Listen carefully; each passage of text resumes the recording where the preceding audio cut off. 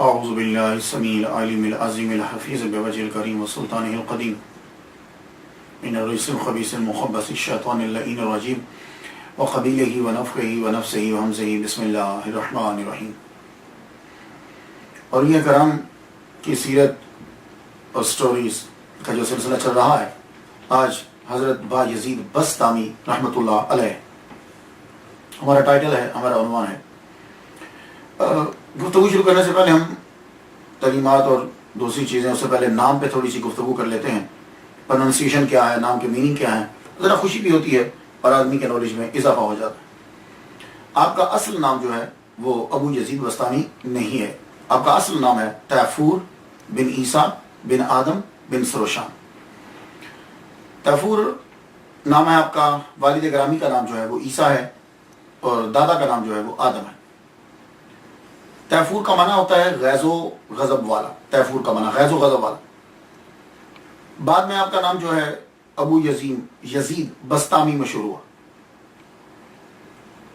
یزید با یزید بھی کہتے ہیں، ابو یزید بسطامی جو ہے، اس کے پروننسیشن میں کچھ لوگ بستامی کہتے ہیں، کچھ بستامی کہتے ہیں، کچھ بسطامی کہتے ہیں۔ میں نے تینوں جو ہیں وہ پڑھے ہیں، لیکن زیادہ جو صحیح پروننسیشن ہے وہ بسطام ہے، با کے اوپر جو ہے وہ زبر ہے۔ ہوتا معلوم ہے کیا ہے، جب آپ لفظ کسی اور زبان سے اڈاپٹ کرتے ہیں نا، تو جو دوسری قوم میں جب وہ پہنچتا ہے تو تھوڑی سی اس میں تبدیلی آ جاتی ہے۔ اس لیے میں اسے غلط جو ہے وہ نہیں کہتا، کیونکہ وہ لوگ اسی طرح سمجھ لیتے ہیں۔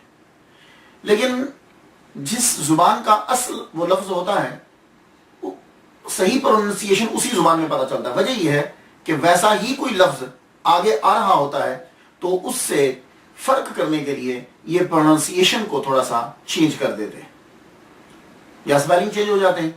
تو یہ جو بسطام ہے، اصل لفظ جو ہے یہ بسطام ہے، تو کچھ لوگوں نے بستامی کہا، کچھ نے بسطامی کہا، اور کچھ نے شہر کی نسبت بستامی۔ ویسے یہ بسطامی ہی بولا جاتا ہے، با کے اوپر جو ہے وہ زبر ہے، اور آپ کی جائے پیدائش جو ہے وہ یہی بسطامی ہے۔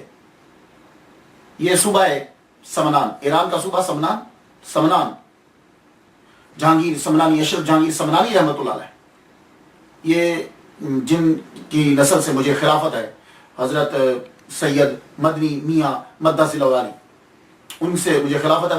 وہ اسی خاندان سے، سمنان میں ان کے آباء و اجداد جو ہے وہ حکومت کیا کرتے تھے، بادشاہ تھے۔ تو اس صوبے کا شہر بسطام، وہاں یہ پیدا ہوئے تو بسطامی جو ہے یہ مشہور ہو گئے۔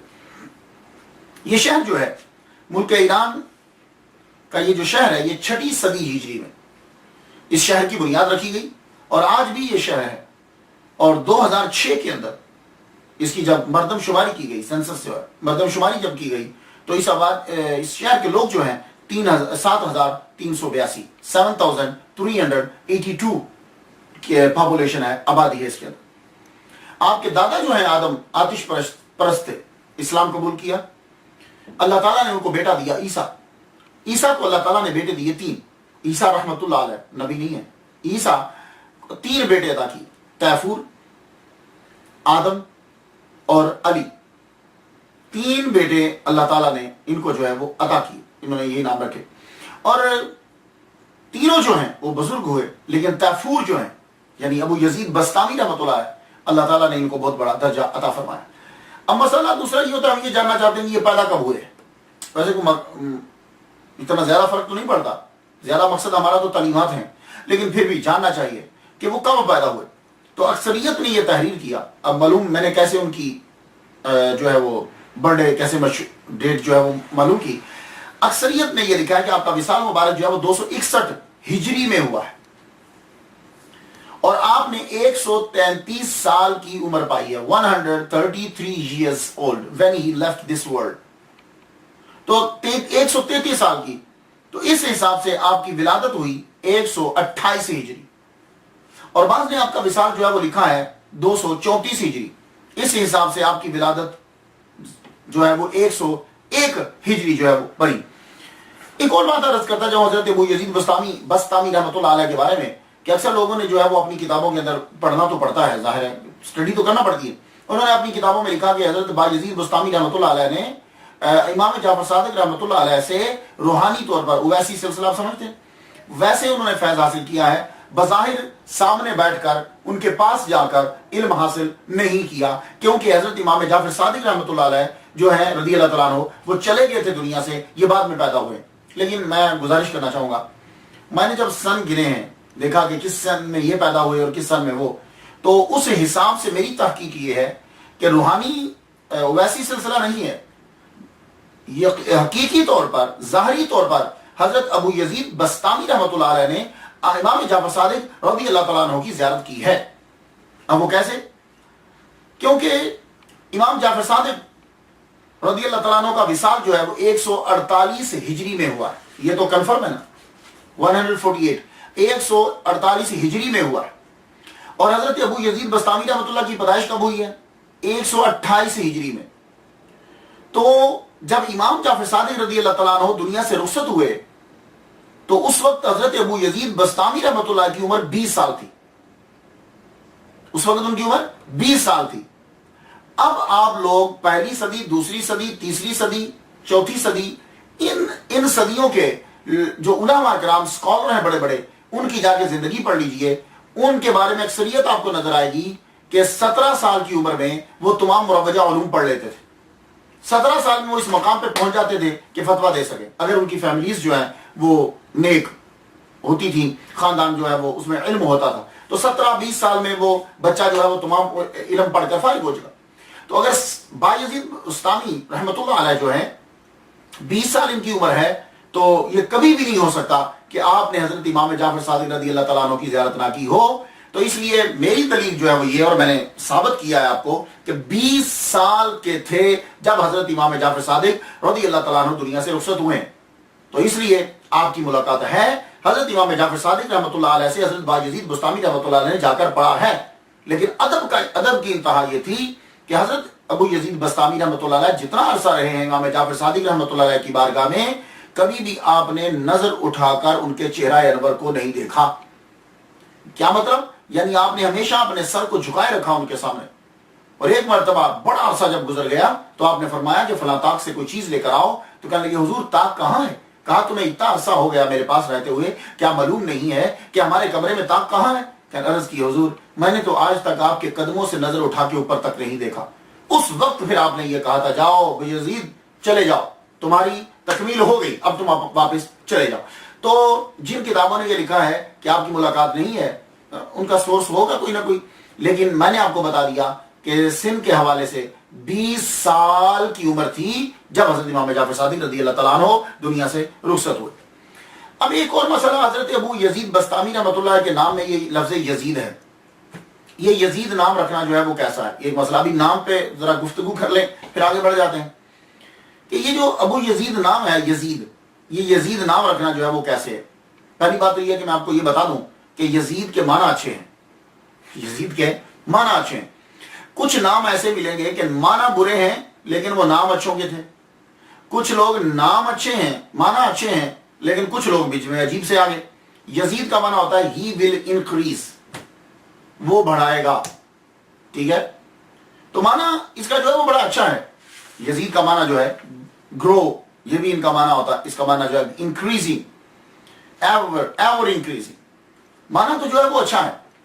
لیکن کیا یہ نام رکھنا کیسا ہے؟ تو اس کے بارے میں کافی اسکالر جو ہیں وہ دنیا کے، انہوں نے ڈسکس کی ہے کہ یزید نام رکھنا کیسا ہے۔ جیسے ان میں سے ایک ابن کثیر ہے، ابن کثیر نے بھی اس کے اوپر جو ہے وہ ڈسکس کی ہے، اور انہوں نے تو سینکڑوں کی تعداد میں تابعین، صحابہ کرام، بہت سے اسکالر ایسے ثابت کیے ہیں کہ جن کے نام جو ہے وہ یزید تھے۔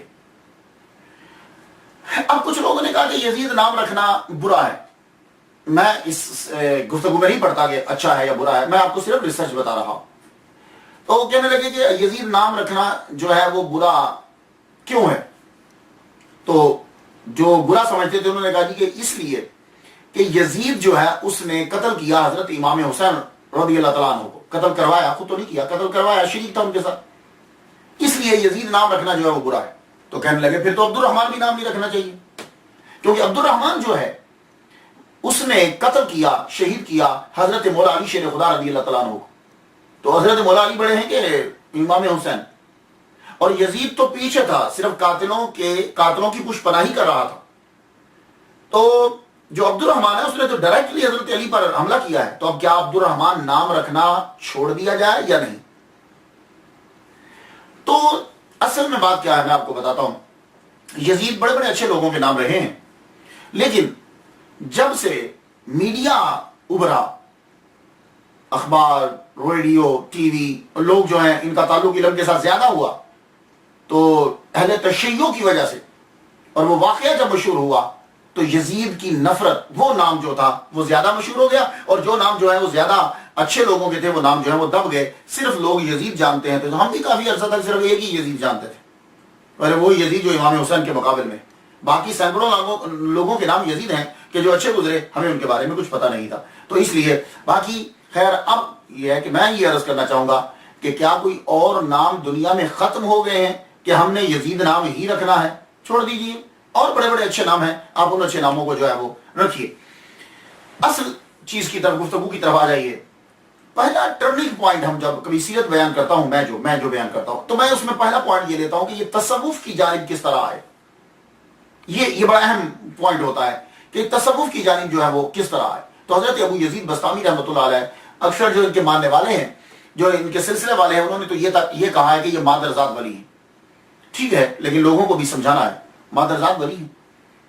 آپ کی ماں نیک، والد گرامی، اور جو آدمی مسلمان ہوتا ہے، کنورٹڈ ہے، جو واپس آتا ہے اسلام کی طرف، وہ اس مسلمان سے زیادہ عمل کرتا ہے اچھا کہ جو خاندانی مسلمان چلا رہا ہے.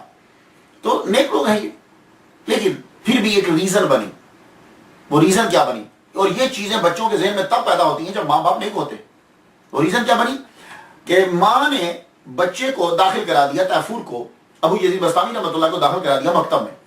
تب بچوں کو مکتب میں داخل کرایا جاتا تھا. اب ہم سوچتے ہیں کہ انگلش اسکول کون سا ہے. تو گفتگو جو ہے وہ چل پڑی، تو استاد محترم یہ کہنے لگے کہ اللہ تعالیٰ قرآن مجید میں ارشاد فرماتا ہے، انشکر لی ولوالدیک، میرا شکر ادا کرو اور اپنے ماں باپ کا شکر ادا کرو. آپ نے چھٹی سے پہلے ہی بستہ رکھا اور گھر واپس آ گئے. ماں جی نے دیکھا کہ تیفور بڑی جلدی آ گیا ہے.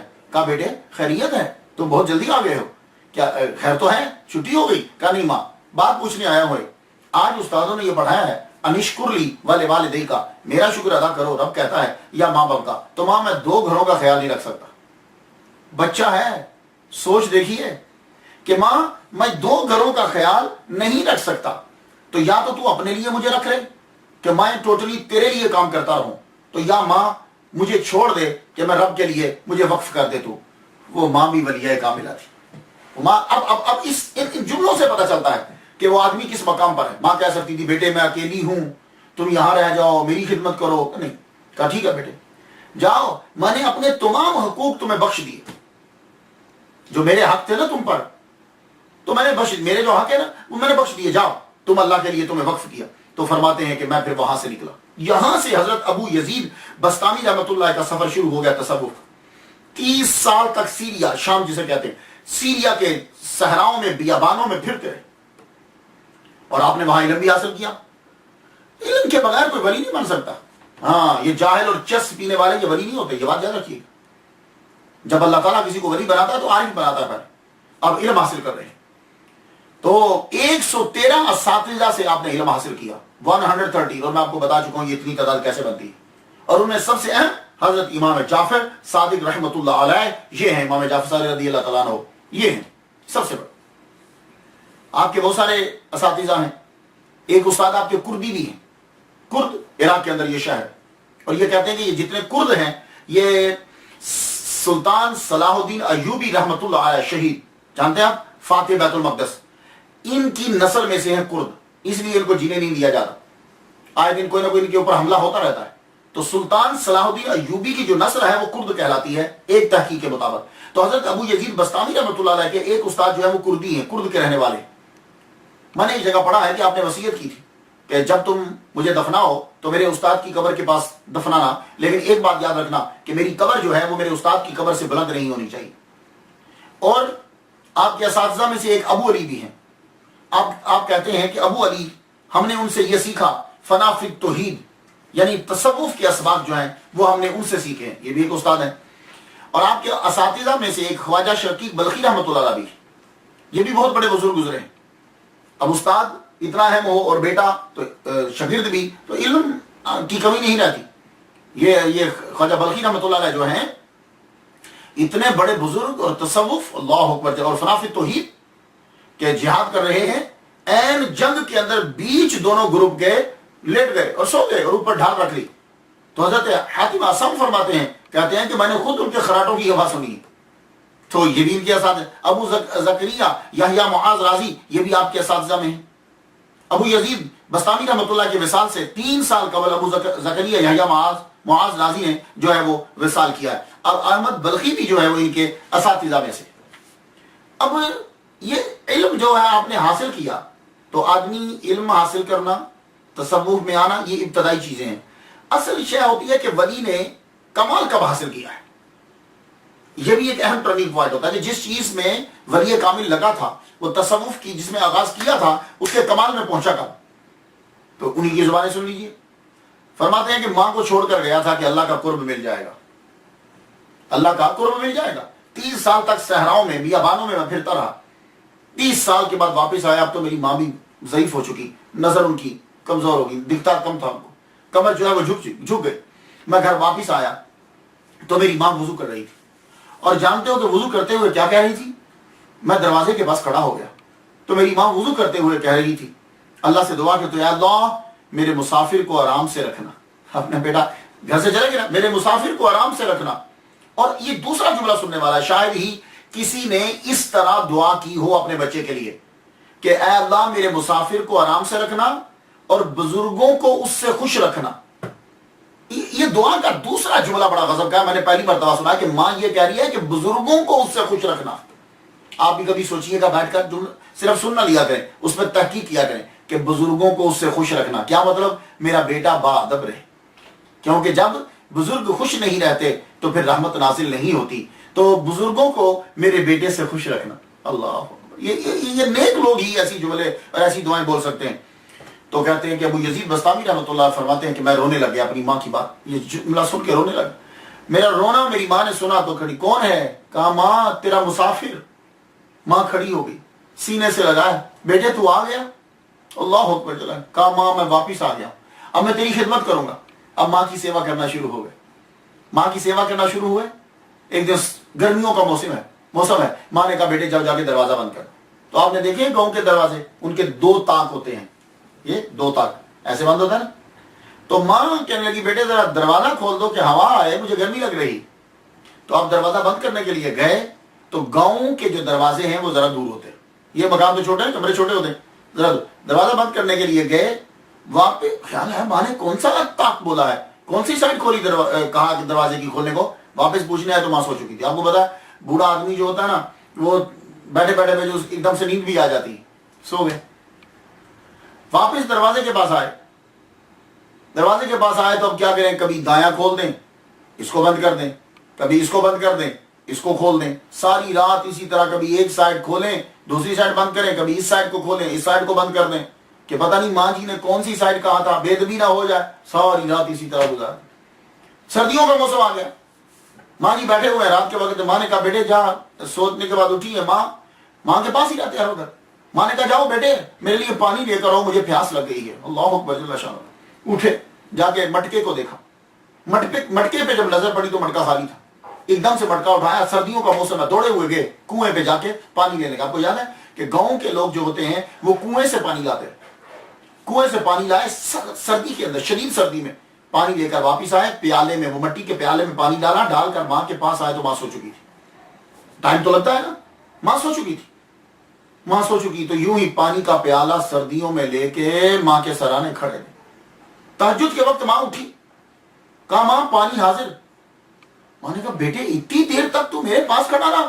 کہا ماں اگر تو بیچ میں کسی وقت اٹھ جاتی، پانی مانگتی، پانی نہ ہوتا یا میں نہ ہوتا تو ماں تجھے تکلیف ہوتی نا، تو میں تیرے کھڑے رہا. بس یہ لمحہ تھا. بس اس پوائنٹ پہ حضرت ابو یزید بستامی رحمۃ اللہ علیہ نے بھی یہ جملہ کہا کہ میری ماں نے ہاتھ بلند کیے اور اس نے میرے لیے دعا مانگی. 30 سال جو میں بیابانوں میں پھر کر صحراؤں میں کچھ جو حاصل نہیں کر پایا تھا، ماں کی تہجد کے وقت دعا کے صدقے سے اللہ تعالیٰ نے مجھے عطا کر دیا اور میرے منازل جو ہے وہ سب کے سب طے ہو گئے. یہ تھا آپ کا ٹرننگ پوائنٹ کہ جب اللہ تعالیٰ نے آپ کو اپنی بارگاہ میں قبول کر لی. جتنے لوگ سن رہے ہو، کیا ہم ایسا کرتے ہیں؟ کیا ہماری ماں یا ہمارا باپ جب ہمیں کام کہتے ہیں تو کیا ہم اس طرح کرتے ہیں؟ یہ سنانے کا مقصد صرف یہ ہے. یقین جانیے میں نے جب پڑھا میں نے اور اپنی ماں کی عزت جو ہے وہ کرنا شروع کر دی. اس لیے سنائے جاتے ہیں ولیوں کے قصے کہ ان کو اللہ تعالیٰ نے اتنا درجہ دیا تو آدمی کے اندر شوق جو ہے، ذوق پیدا ہو جاتا ہے. اللہ تعالیٰ نے کتنا مرتبہ دیا حضرت ابو یزید بسطامی رحمۃ اللہ علیہ کو، آپ اس سے اندازہ کر لیجئے. سید الطائف حضرت جنید بغدادی رحمۃ اللہ علیہ نے ایک جملہ کہا ہے بھائی یزید بسطامی رحمۃ اللہ علیہ کے لیے. کہتے ہیں کہ اولیاء میں وہ یوں ہیں جیسے ملائکہ میں حضرت جبریل علیہ السلام ہے. بہت بڑا جملہ ہے، بہت بڑا جملہ ہے کہ جنید بغدادی رحمۃ اللہ علیہ کہہ رہے ہیں کہ یوں ابو یزید بسطامی ولیوں میں یوں ہے جیسے فرشتوں کے اندر، ملائکہ کے اندر حضرت جبریل علیہ السلام ہے.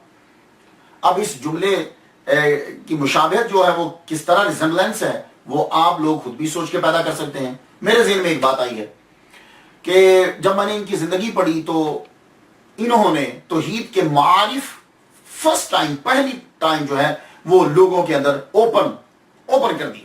توحید کے معارف جو ہے خاص طور پر فنافل توحید، اس کے معارف کھلی طور پر لوگوں کے اندر جو ہے وہ بیان کیے ہیں.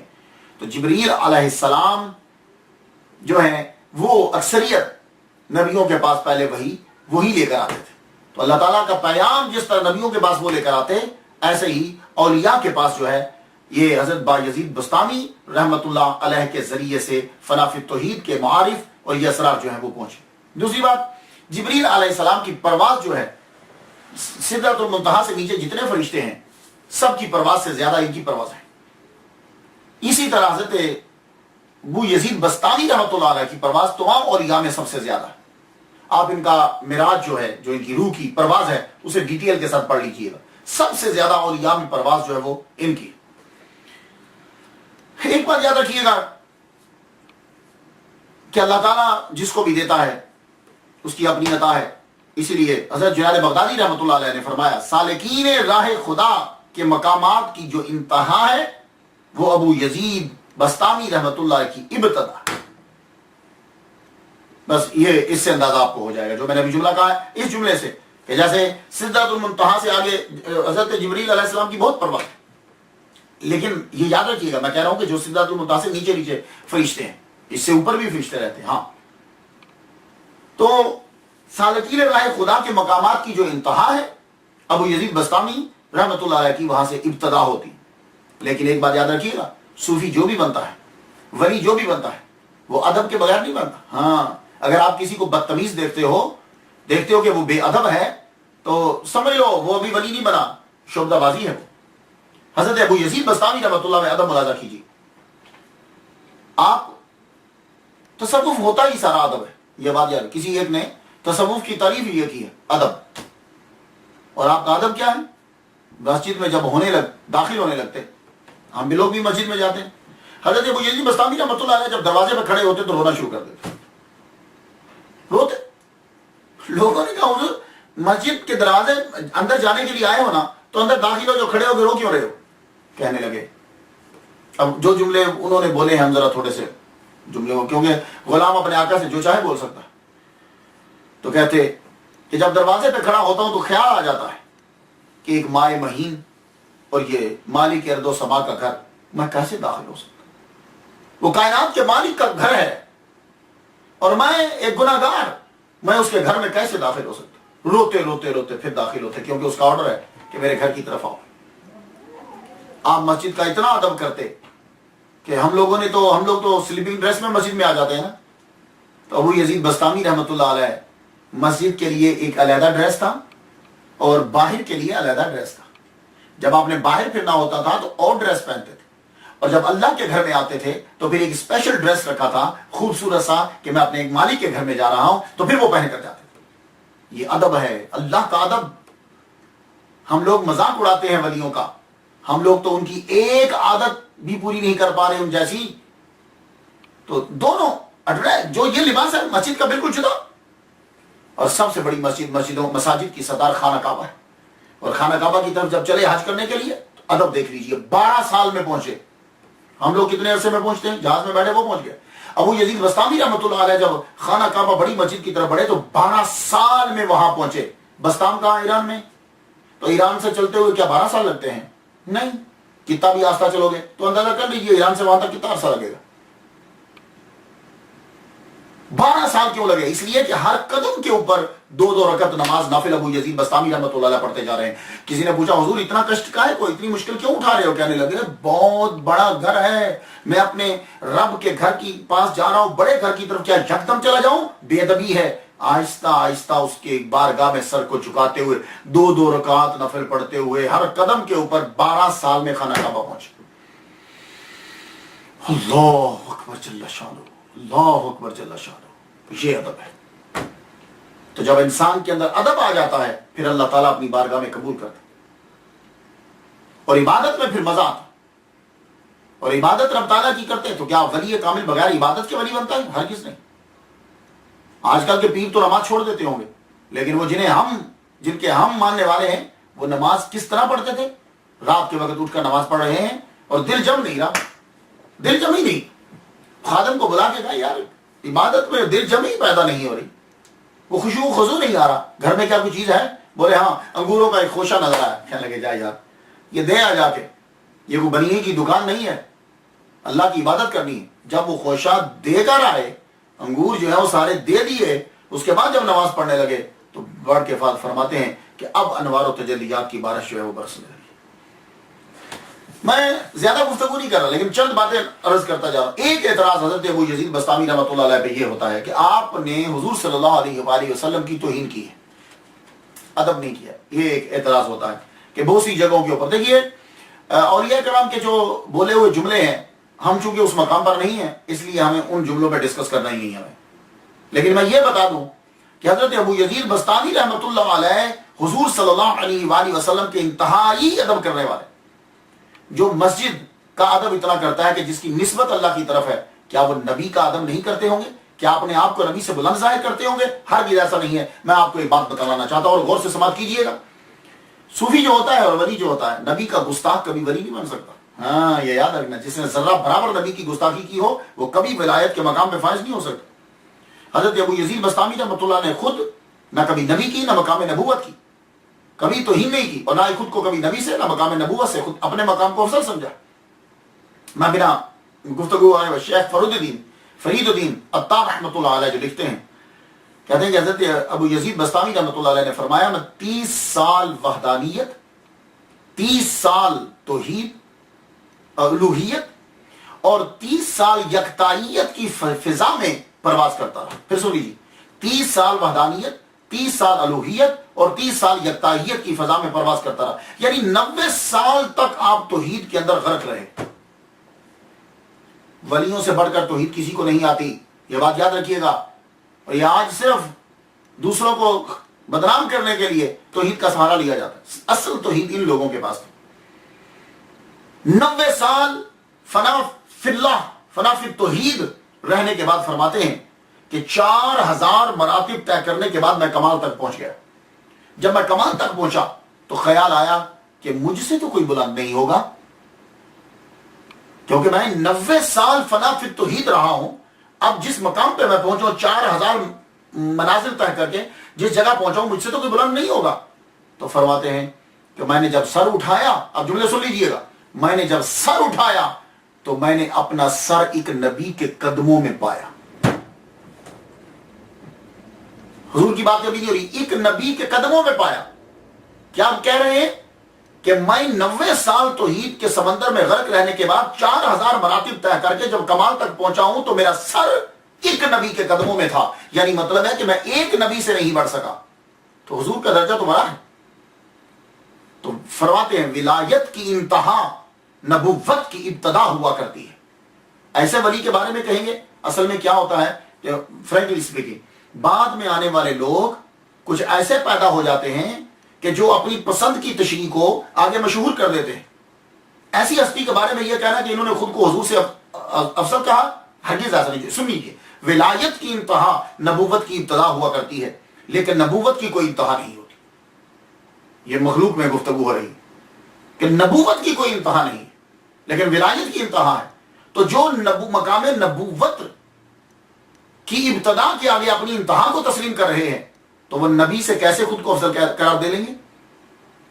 آپ فرماتے ہیں میری روح جب جنت، دوزخ اور ملائکہ کا مشاہدے کے لیے روانہ ہوئی تو میں ہر نبی سے میری ملاقات ہوئی تو ہر نبی کو میں نے جھک کر سلام کیا، ہر نبی کو میں نے جھک کر سلام کیا۔ ابو یزید بسطامی فرماتے ہیں میں نے جھک کر سلام کیا، پھر میں حضور صلی اللہ علیہ وآلہ وسلم کی بارگاہ میں جب پہنچا، آپ بہت دور ہیں مجھ سے، پہلے نبیوں کے قریب گئے، حضور بہت دور ہیں، مجھ میں ہمت نہیں ہوئی، میں نے ہمت نہیں ہوئی، جب میں نے سرکار کو دیکھا میں ہیبت کی وجہ سے غش کھا کے گر گیا، بے ہوش ہو گیا میں،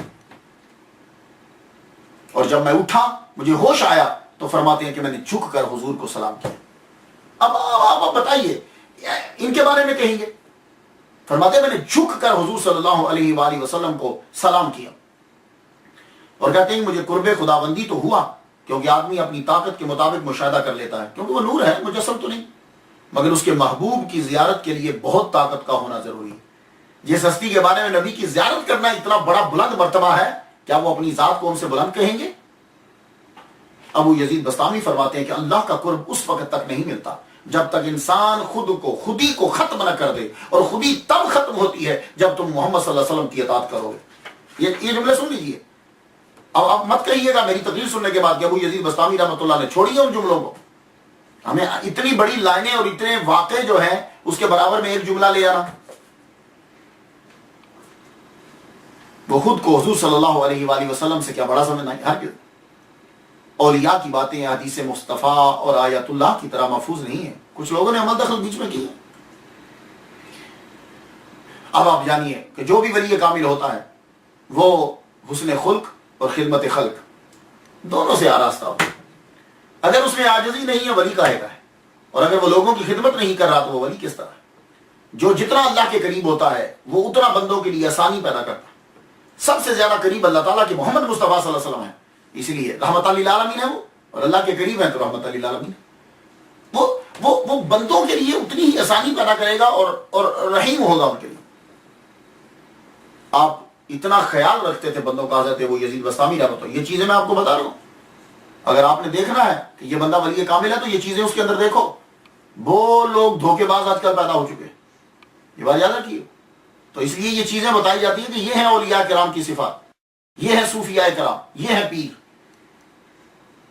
آپ جب نماز پڑھنے لگتے، عبادت کرنے لگتے تو سوراخ بھی بند کر دیتے۔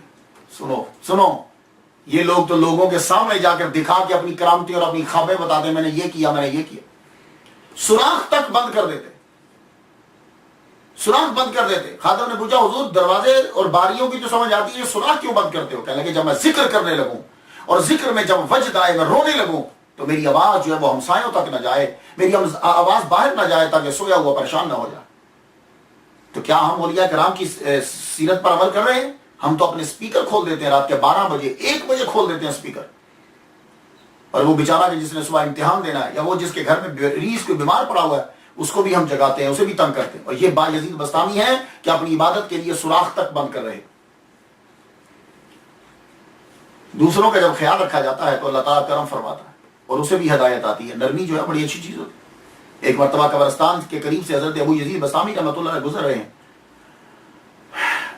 تھوڑا سا آگے ہوئے تو دیکھا کہ ایک لڑکا اور ایک اس کا ساتھی مل کر ساز بجا رہے ہیں، ساز بجا وہ جو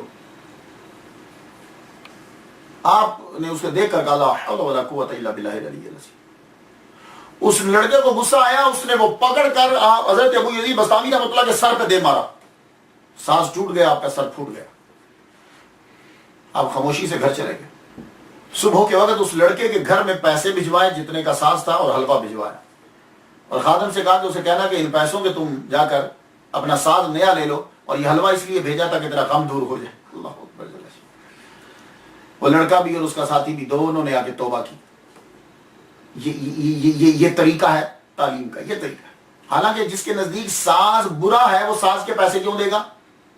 یہ نقطہ ذہن میں ہے نا کہ ساز جب بجانا برا ہے تو ابو یزید بسطامی اب ساز لینے کے لیے پیسے کیوں دے رہے؟ نہیں، یہی تو بات ہے۔ انہیں معلوم تھا کہ اب یہ پیسے جائیں گے تو اب ساز نہیں آئے گا، وہ لڑکا خود آئے گا، اب اس کے اندر ایمان آئے گا، اس کے اندر تصوف آئے گا، ساز نہیں آئے گا۔ ہمسایوں کا خیال، ہم تو خیر اپنی فیملی کا نہیں رکھتے، اور یہ کرام کے اندر یہ خدمت خلق بہت ضروری ہوتی ہے۔ آپ کا جو پڑوسی تھا وہ یہودی تھا، ایک جگہ مجوسی بھی لکھا ہے، گاڈ نوز بیٹر، لیکن نان مسلم تھا، مسلمان نہیں تھا. وہ کہیں باہر چلا گیا بزنس کے سلسلے میں.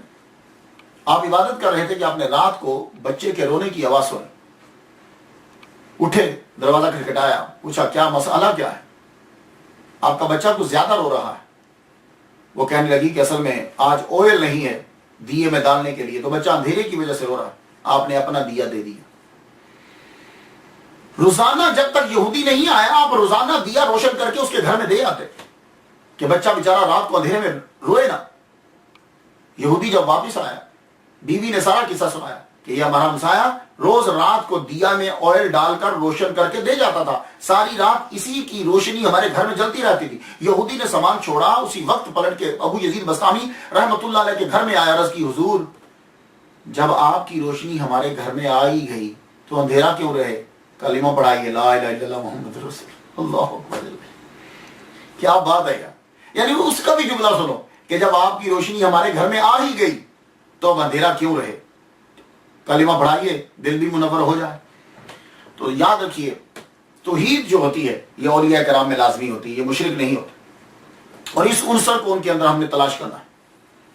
صرف ہماری توحید کیا ہوتی ہے؟ ہم صرف یہ منہ سے بولتے ہیں لا الہ الا اللہ محمد رسول اللہ اشہد ان لا الہ الا اللہ، اتنا بولتے ہیں. لیکن یہ لوگ یہ کلمہ پڑھنے کے بعد پھر اس کے اندر فنا ہو جاتے ہیں، پھر توحید کے اندر گم ہو جاتے ہیں، پھر اس کے علاوہ نہ دولت نہ شہرت نہ کسی اور چیز کی طرف پھرتے ہی نہیں ہیں. ہم ہر برا کام کریں گے اور پھر بھی ہم کہیں گے کہ ہم توحید. اب توحید ان سے سیکھیے، ان سے سیکھیے، ملا سے توحید مت سیکھیے، توحید ان سے سیکھیے. اب توحید ہے کیا؟ ایک امام کے پیچھے حضرت ابو یزید بسطامی رحمۃ اللہ علیہ نے نماز پڑھی.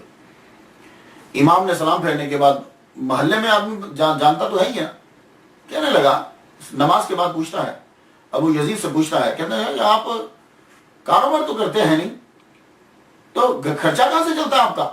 فرمانے لگے ٹھہر، میں ذرا نماز جو تیرے پیچھے پڑی ہے میں وہ دہرا لوں، تمہارے پیچھے پڑی ہوئی نماز کو میں دہرا لوں. کہا حضور کیوں؟ کہنے لگے ایسے ایمان کے پیچھے نماز ہوتی ہی نہیں کہ جس کو یہی نہیں پتا کہ رزق آتا کہاں سے ہے اور رزق کس کے ذمہ ہے. جس کو اپنے رازق کا نہیں پتا اس کے پیچھے نماز نہیں ہوتی. یہ ہے اصل توحید. ایک بندہ 30 سال تک آپ کی خدمت میں رہا. دیکھیں گھر کے ملازموں کے نام تو یاد ہو جاتے ہیں، چلے 1 دن 2 دن 3 دن 4 دن 1 ماہ، 30 سال تک وہ ملازم آپ کے پاس رہا. اور جب بھی کبھی آپ کو کام پڑتا پوچھتے تیرا نام کیا ہے؟ ایک دن وہ کہنے لگا حضور اتنا عرصہ ہو گیا مجھے آپ کے پاس رہتے ہوئے، آپ مذاق کرتے ہیں، کیا آپ کو میرا نام یاد نہیں ہوتا؟ حضرت ابو یزید بسطامی رحمۃ اللہ علیہ فرمانے لگے، کہنے لگے یار مذاق نہیں کرتا، میں تم سے مذاق کیوں کروں گا، میں تم سے مذاق کیوں کروں گا؟ جب سے اللہ کو دل میں بسایا ہے کچھ اور یاد ہی نہیں رہتا. جب سے اللہ کو دل میں بسایا ہے کوئی اور یاد ہی نہیں رہتا. یہ ہے توحید. ہم نے توحید معلوم ہے کسے سمجھا ہوا ہے؟ لا الہ الا اللہ محمد رسول اللہ طوطے کی طرح پڑھتے رہو پڑھتے، نہیں کہ جب سے اللہ کو دل میں بسایا ہے کسی اور کا نام یاد ہی نہیں رہتا. ایک بہت بڑا عنصر ہوتا ہے ولیوں کی زندگی میں جو ہم تلاش کرتے ہیں سب کے ساتھ، وہ کرامت. ہم لوگ جتنے ہیں فٹافٹ دیکھیں گے کرامتیں کتنی ہیں، اور جتنی کرامتیں مشہور ہوگی ہم اتنے اس کے پیروکار اور اس کو بڑا مانتے ہیں. لیکن ایک بات آپ کو بتا دوں کہ سچے اولیاء جو ہیں وہ کرامت کو بھی حجاب مانتے ہیں، اس لیے وہ کرامت سے بڑا بچتے ہیں. جتنا ولی بڑھتا جائے گا وہ کرامت کم ہی دکھائے گا. ویسے اس کے عمل سے صادر ہوتی رہتی ہے تو الگ بات ہے، لیکن ارادتاً وہ کرامت نہیں دکھائے گا. وہ ان سے دور بھاگتے ہیں، کہتے ہیں کہ یہ کرامت حجاب ہوتی ہے. ایک روز آپ لوگوں سے کہہ رہے تھے پانی پر آدمی کا چلنا کوئی بڑی بات نہیں ہے، چھوٹی سی لکڑی کا ٹکڑا بھی پانی پہ چل رہا ہوتا ہے، اور ہوا میں اڑنا کوئی بڑی بات نہیں ہے، ایک چھوٹا سا حقیر سا مچھر بھی ہوا میں اڑتا ہے. تو کسی نے پوچھا جی پھر بڑی بات کیا ہے؟ کہنے لگے کرامت یہ ہے کہ اللہ کے علاوہ دل کسی اور شے کی محبت میں گرفتار نہ ہو، یہ ہے کرامت. تو اب اگر آپ لوگوں نے کبھی کسی میں کرامت دیکھنی ہو تو یہ شعبدہ بازیاں مت دیکھنا ہندوؤں اور سکھوں والی، اس میں دیکھنا ہے تو یہ جملہ دیکھنا. کیا فرمایا ابو یزید بسطامی رحمۃ اللہ نے؟ کرامت یہ ہے کہ اللہ کے علاوہ دل کسی اور شے کی محبت میں گرفتار نہ ہو. تو جو چندہ اکٹھا کر رہا ہو، پیسے مانگ رہا ہو، نہیں، وہ شعبدہ بازیاں ہوتی ہیں، ہوا میں اڑنا، پانی پہ چلنا، یہ چیزیں نہیں ہیں، یہ بچتے ہیں اس. جتنا کوئی زیادہ مشہور ولی ہوگا مریدین کرامات ان کے لیے بیان کرتے رہیں. بعض اوقات تو ایسا ہوتا ہے کہ کسی ولی کی کرامت پکڑ کر اس ولی کے اندر ڈال دیں. ابتدا میں صادر ہوتی ہیں کرامتیں ان سے، ابتدائی مناظر، تو جو وہ استقامت کی طرف بڑھتے ہیں تو پھر کرامات صادر ہونا کم ہو جاتی. ایک دفعہ حضرت ابو یزید بستامی رحمۃ اللہ علیہ یوں بیٹھے ہوئے ہیں، تو جب آدمی بوڑھا ہو جاتا ہے تو ٹانگیں ذرا تھک جاتی ہیں. آپ نے ٹانگیں پسار لی جب ٹانگیں، آگے مرید بیٹھا ہوا تھا، اب اس کی سمجھ میں پتہ نہیں کیا آیا، اس نے بھی ٹانگیں پیر کی طرف کر دی، حضرت ابو یزید بستامی رحمۃ اللہ کی طرف کر دی. تو آپ نے تو کچھ دیر کے بعد اپنی ٹانگیں جو ہیں وہ سمیٹ لی، پیچھے کر لی، لیکن جب اس نے ٹانگیں پیچھے کرنا چاہیں تو وہ نہیں کر پایا. ساری زندگی پھر ٹانگیں اس کی سیدھی. اور شروع کے واقعات میں سے، آپ جنگل سے جا رہے ہیں، ایک بڑھیا کو جنگل میں سے گزرتے ہوئے دیکھا، اور بڑھیا نے سر کے اوپر جو ہے وہ آٹا اٹھایا ہوا ہے. تو آپ سے آ کے کہتی ہے ادھر آؤ، یہ میرا آٹا جو ہے وہ میرے گھر تک پہنچاؤ.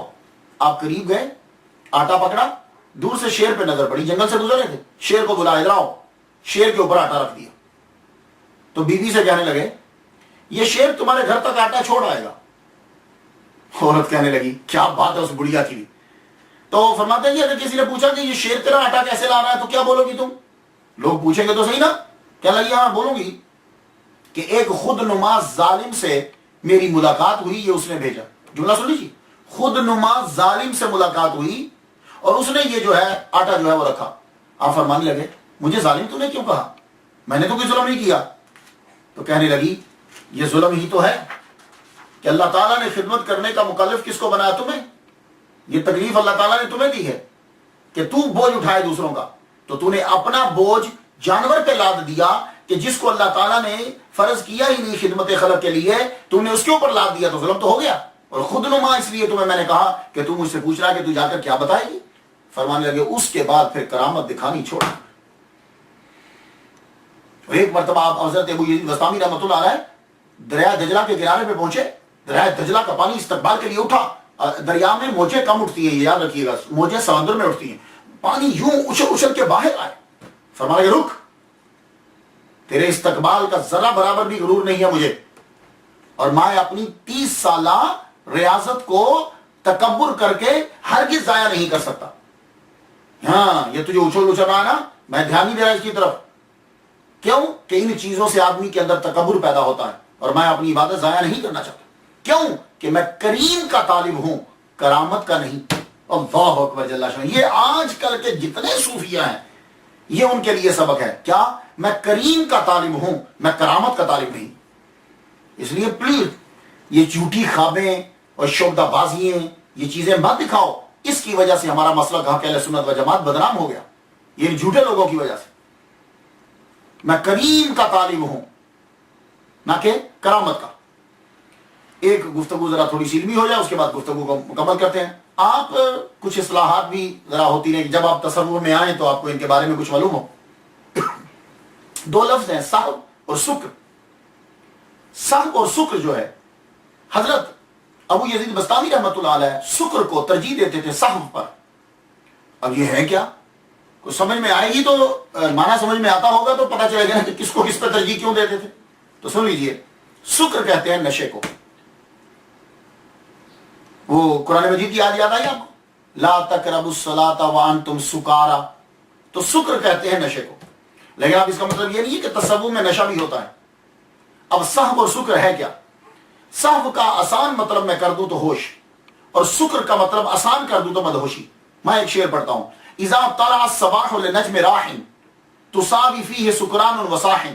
جب شراب کے ستارے کی وجہ سے صبح ہو تو اس میں مست اور ہوش دونوں برابر ہیں. اب آ جائیے کہ صحو اور سکر ٹرمینالوجی اصطلاحات کا میننگ ولایت کے اندر، تصوف کے اندر کیا ہے. یہ اگر آپ تصوف سیکھتے ہیں تو آہستہ آہستہ میں بھی اس کو بھی شامل کر رہا ہوں ان کے اندر. جب ولی کامل غیبت سے، غیوبت سے، غیب ہونا سمجھ، دنیا و مافیہ اور بعض اوقات خود سے بھی غائب ہو جاتا ہے، تو اس سے غیبت سے جب وہ احساس کی طرف آتا ہے تو اسے صحو کہتے ہیں. اب غیبت ہے کیا؟ میں آسان کرتا ہوں. آدمی بیٹھا ہوا ہے، آنکھیں کھلی ہوئی ہیں، چیزیں بھی نہیں دکھ رہی، یہ ہے سکر. یہ نہیں ہے اس نے کوئی نشہ کیا ہے، یہ ساری چیزیں پڑی ہوں گی، اسے نظر کچھ نہیں آئے گا. کیوں؟ اس لیے کہ وہ دیکھ رہا ہے پر دیکھ نہیں رہا، وہ اللہ تعالیٰ کی توحید کے سمندر میں غرق ہے۔ اس کی مثال دیتا ہوں میں، حضرت جنید بغدادی رحمۃ اللہ علیہ تشریف فرمایا، تب بڑھاپا طاری ہو چکا، بہت عمر ہو چکی، اور آپ کی زوجہ محترمہ بھی بہت بوڑھی، وہ اس وقت سر کے اوپر دوپٹہ نہیں تھا تو کنگھی فرما رہی تھی۔ حضرت شبلی رحمۃ اللہ علیہ، ابو بکر شبلی رحمۃ اللہ علیہ سیدھے اندر داخل آئے، بغیر اجازت کے اندر آ گئے، تو وہ فوراً سے چادر لینے لگی، تو آپ نے فرمایا رک جاؤ، یہ یہاں ہے ہی نہیں، کوئی ضرورت نہیں، یہ یہاں ہے ہی۔ حضرت شبلی رحمۃ اللہ علیہ حضرت جنید بغدادی کی بارگاہ میں بیٹھے رہے، باتیں سنتے رہے، ایک دم رونے لگے۔ آپ نے مڑ کے فرمایا اب لے لو، اب دوپٹہ لے لو، یہ واپس پلٹ آیا ہے۔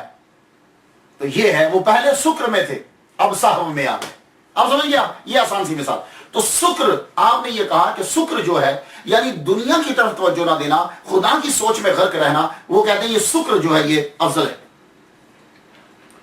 تو دلیل دیتے ہیں کہ داؤد علیہ السلام جو ہے وہ حالت سہو میں تھے، تو قاتل داؤد جالوتا، اس لیے اللہ تعالیٰ نے کہا کہ داؤد نے جالوت کو قتل کیا، لیکن محمد صلی اللہ علیہ وآلہ وسلم حالت شکر میں تھے، داؤد حالت سہو میں تھے، حضور حالت شکر میں تھے، یعنی رب کی محبت میں گم تھے، تو انہوں نے جو کنکریاں پھینکی تو رب نے کہا وما رمیت اذ رمیت ولکن اللہ رمی۔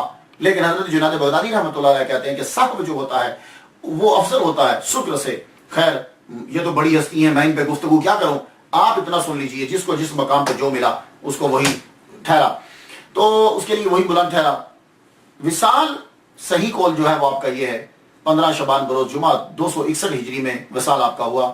آپ ہر وقت اللہ اللہ اللہ کرتے رہتے تھے، عالم نزا میں بھی آپ کی زبان پہ اللہ اللہ ہی تھا، اور آخری جملہ حضرت ابو یزید بستامی رحمۃ اللہ علیہ کی زبان سے یہ نکلا، اے میرے اللہ، عبادت کی میں نے مگر غفلت کے ساتھ، اور تیری اطاعت کی مگر قصور کے ساتھ، تو مجھے معاف کر دے۔ بس جان جو ہے وہ آپ نے خیرات کر دی۔ تو آپ کا ٹائٹل جملہ جو ہے، جو میں جملہ ایک نکالتا ہوں، ٹائٹل جملہ جو ہے وہ کہی ہے کہ کرامت یہ ہے کہ اللہ کے علاوہ دل کسی اور شے کی محبت میں گرفتار نہ ہو۔ بس کرامت کی آج سے تعریف یاد کر لیجیے، سمجھ؟ یہ کوئی اوپر اڑ رہا ہے، کوئی تمہاری باتیں بتا رہا ہے یا کچھ کر رہا ہے، چھوڑ دیجیے۔ کرامت کیا ہے کہ اللہ کے علاوہ دل کسی اور شے کی محبت میں گرفتار نہ ہو۔ آپ کا مزار شریف کہاں ہے، اس کے بارے میں دو جو ہیں وہ رپورٹیں ہیں۔ ایک یہ ہے کہ آپ کا مزار شریف جو ہے یہ بڑی حیران کن چیز ہے۔ مزار شریف آپ کا جو ہے، میں دونوں آپ کو دکھاؤں گا، بلکہ دکھاتا ہوں میں آپ کو۔ ایک یہ ہے کہ آپ کا مزار شریف جو ہے وہ بنگلہ دیش کے اندر ہے، چٹاگنگ میں، بنگلہ دیش میں ہے۔ یہ آپ دیکھ لیجئے، ذرا دیکھیے اس کو ڈیٹیل کے ساتھ دیکھیے۔ آپ کی قبر مبارک کے بارے میں یہ بات بڑی حیران کن ہے کہ آپ کا ایک مزار شریف جو ہے وہ چٹاگانگ بنگلہ دیش کے اندر ہے، اور ایک مزار شریف جو ہے وہ آپ کا ایران میں۔ یہ چٹاگانگ کے اندر جو مزار ہے یہ اس کی انٹرنس ہے۔ یہ دیکھیے، یہ یہاں سے سیڑھیاں چڑھ کے جو ہے وہ آپ کے مزار کی طرف جو ہے وہ جاتے ہیں۔ یہ مزار جو ہے وہ بہت ہی مشہور ہے۔ یہ دیکھیے، یہ ایک پوری بلڈنگ ہے کہ جس کے بارے میں 1831 کے اندر اظہار کیا گیا۔ یہ آپ کا گنبد ہے، اسی عمارت، پوری عمارت کے اندر یہ مزار شریف ہے، ایک گنبد اس کا، یہ عمارت کے اندر ایک مسجد، اور اس کے سامنے خاص طور پر یہ تالاب ہے۔ یہ مزار شریف آپ کو نظر آ رہا، یہ گنبد، یہ نئی بلڈنگ کا نقشہ جو ہے وہ دیا گیا ہے۔ درگاہ شریف، جامع مسجد، بایزید بستامی آپ دیکھ رہے ہیں رحمہ اللہ تعالیٰ۔ یہ بڑی جو ہے وہ انٹرنس ہے چٹاگان کے اندر۔ یہ دیکھیے، یہ جو خاص چیز جو ابھی آپ دیکھ رہے ہیں، یہ کچھوے آپ کو نظر آ رہے ہیں، یہ بالکل بایزید بستامی جو بنگلہ دیش کے اندر جو مزار ہے اس کے بالکل مزار کے سامنے ہے۔ اب یہ مزار جو ہے وہ یہاں کیسے بن گیا، اور یہ ان کی ہسٹری جو ہے وہ کیا، بڑی تیزی کے ساتھ سماعت کر لیجئے۔ 1831 کے اندر یہ دریافت ہوئی ہے۔ تاریخی طور پر تو کوئی ثبوت نہیں ہے کہ بایزید بستامی رحمۃ اللہ علیہ جو ہے وہ بنگلہ دیش کے اندر آئے ہوں، صرف صدری روایات ہیں کہ آپ نے یہاں آ کر چلا کاٹا۔ جب آپ واپس جانے لگے تو لوگ جو ہیں وہ آپ کے فین دیوانے جو تھے، حضور مت جائیے، بڑی محنت سماجت انہوں نے کی، تو آخرکار انہوں نے کیا کیا کہ اپنی چنگلیاں، لٹل فنگر جو ہے اس کو کاٹ کے خون کے چند قطرے جو ہیں وہ گرائے۔ جس جگہ وہ گرے تو آپ نے فرمایا کہ یہاں تم میرے نام کا مزار بنا دو۔ یہ ایک روایت ہے۔ اب اس کے سامنے جو تالاب ہے، یہ تالاب میں جو ٹرٹل آپ دیکھ رہے ہیں، یہ جو کچھوے ہیں، کہتے ہیں کہ جو بد روحیں یہاں تھی، جب آپ چلا کاٹنے آئے تھے تو یہ جو بد روحیں تھیں، ان بد روحوں کو پکڑ کے آپ نے کچھوا بنا دیا۔ ان کچھووں کے اندر خاصیت دیکھیے کہ یہ ہے کہ ان کی جو اوپر آپ کور دیکھ رہے ہیں، یہ بہت سافٹ ہے۔ یہ کور ویسے تو یہ بڑا ہارڈ ہوتا ہے نا، اوپر سے جو مرضی گزار دو، لیکن یہ بہت سافٹ ہے۔ یہ تو کہتے ہیں یہ بد روح ہیں۔ اب یہ لوگ جو ہیں، یہ دیکھیے، باہر سے یہ خاص طور پر غذا ملتی ہے اسپیشل سی، تو یہ کچھوے جو ہیں وہ کھاتے ہیں، یہ آ کر ان کو ڈالتے ہیں۔ اور کچھووں کو بھی معلوم ہو چکا ہے. لگتا ہے کہ یہ عرصہ دراز سے یہی طریقہ کار ہے کہ جانور جو ہیں وہ عادی ہو چکے ہیں، زائرین سے ڈرتے نہیں ہیں. جو جب وہ آتے ہیں وزٹر جو ہیں تو وہ سمجھ جاتے ہیں یہ ہمیں کچھ ڈالیں گے. یہ دیکھیے وہ آگے بڑھ کر جو ہے وہ بڑے شوق سے کھا رہا ہے. وہ پلی طرف بھی ایک آدمی جو ہے وہ ان کو ڈال رہا ہے. دونوں دیکھ رہے ہیں آپ. اور کچھوے جو ہیں یہ دیکھیے، یہ بالکل قریب سے دیکھیے. تو یہ جو ہے بدروہیں اگر ہیں یہ، تو پھر ان کو کھانا کیوں ڈالا جاتا ہے؟ تو وہ کہتے ہیں جی بدروہیں چلو چھوڑیے، آخر خوراک تو ہے ان کی، کھاتے تو وہ ہیں، تو ہمیں جانور تو ہیں، خوراک تو ڈالنی چاہیے ہمیں. لیکن کچھ لوگ جو ہیں وہ منتیں مانتے ہیں جی ہم ان کو یہ چیز جو ہے وہ دے دیں گے. میرے خیال کے مطابق جو ہے اتنی سٹوریز بنانے کی کوئی ضرورت ہی نہیں ہے. ولیوں کے بارے میں کوئی اتنی کرامات بنانے سے، وہ ویسے ہی ان کا اللہ نے درجہ بلند کیا ہوتا ہے.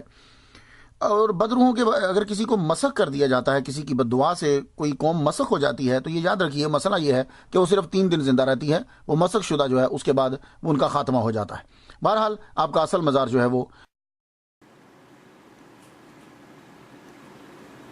اور ایک یہ ہے کہ آپ کا مزار جو ہے اصل مزار شریف آپ کا جو ہے وہ، آپ کا اصل مزار شریف جو ہے وہ بستام کے اندر، سمنان ایران کے اندر جو ہے وہ آپ کا مزار ہے.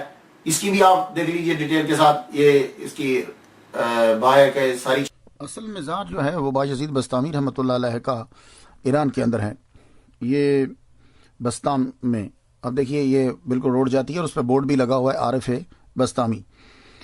تو ان کا لوگ جو ہے یہ انٹرنس دیکھیے، اس کی مختلف جو ہے نا وہ آپ سائڈ جو ہے وہ دیکھ سکتے ہیں. اس سے آپ کو اندازہ ہو جائے گا کہ عارف بستامی بایزید بستامی رحمۃ اللہ علیہ کا کتنا جو ہے وہ اثر و رسوخ ہے اور کتنی ان کی منتا ہے اور کتنے لوگ جو ہے وہ آتے ہیں.